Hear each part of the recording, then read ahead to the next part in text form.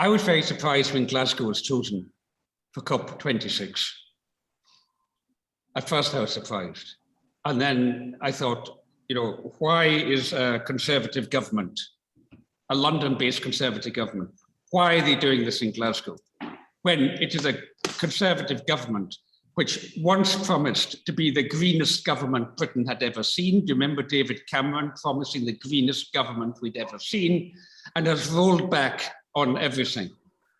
My feeling is that they have chosen to dump on Scotland, that they've chosen Glasgow in November because they know that the average temperature in November across day and night in Glasgow, I looked it up the other day, is 6 degrees centigrade. So all these protesters hoping to sleep rough in the city or whatever, you know, they need to understand that they're going to be coming into an environment of which the average temperature is 1 degree higher than their fridge. 1 degree higher than their fridge. There are also 22 days of rainfall out of the 30 in an average November in Glasgow. So I'm actually very worried about folk coming to Glasgow for all the right reasons of bearing witness and then being pretty shocked, and the lack of capacity. Glasgow is a poor city. You know, we're having a laugh in Govan just now because the council are going around and they're cleaning up, they're scrubbing clean the letterboxes, and they're cutting long grass in places that's never been cut before. They're doing all, it's like in the former Soviet Union, where they clean up a couple of streets around where the parade was going to be. It's exactly like that. And meanwhile, the rubbish is piling up in all kinds of places. As I say, the rubbish bins in the parks have been removed. At least that was the case a month ago. One always has to be careful in case the council has responded and one is misjudging it. But the Glasgow Council is bankrupt, basically. It's just not got money. Civic society, you know, in Scotland, compared with other parts of Europe, we run our voluntary sector we run it on empty. We run it with very little slack.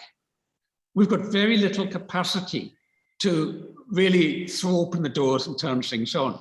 Now, this is being done. You know, the various groups and Climate Fringe are coordinating a lot of this, the coalition, Climate Coalition, they're coordinating what they can.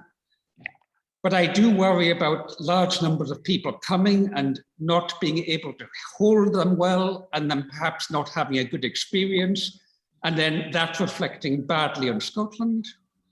I also worry that protest that is highly disruptive locally could backfire on Scottish environmentalism because it will piss people off. And in fact, what I've been saying to people who say they want to engage in disruptive protest, I've been saying, well, if you are going to do that in Glasgow, and personally I would prefer to see a COP-free COP26, a COP26 where we focus on learning from and with each other.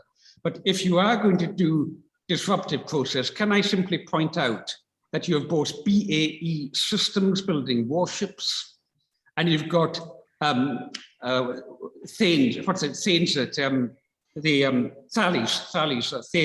however it pronounces itself, right beside BAE, who build these guided missile systems. You've got them in Govan. The war economy is a large part of it.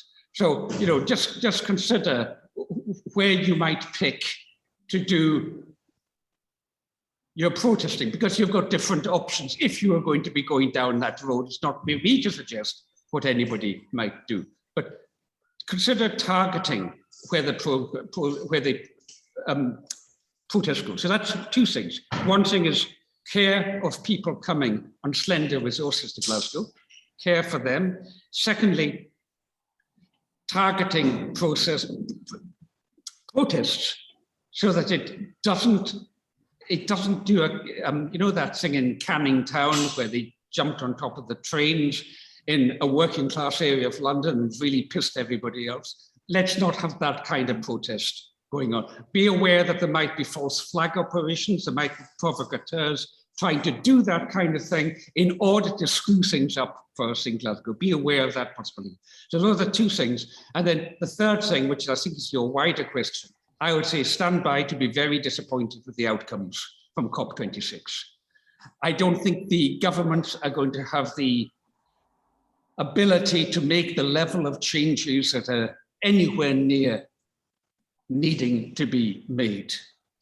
And that is going to throw a lot of people back into despair if they've had high hopes. I would say stand by for massive disappointment and stand ready to catch the energy of that and say, we have got to work at a much more grassroots level. We must rebuild what is going on in our psyches, in our mentalities, in our souls. You know, this goes right beyond the psychological into the spiritual, what it means to be a human being. That's why in Riders, if I might do my commercial break, in Riders in the Storm, you know, I've subtitled it, The Climate Crisis and the Survival of Being. This is about human beingness. We must build from that level. And how do you do that? You do that in community with others. That is why Scotland is such a good place for it to be coming to. That is why Scotland has got the track record and the legitimacy to add that 18th hole to the 17 Sustainable Development Goals of community. Thanks for that question.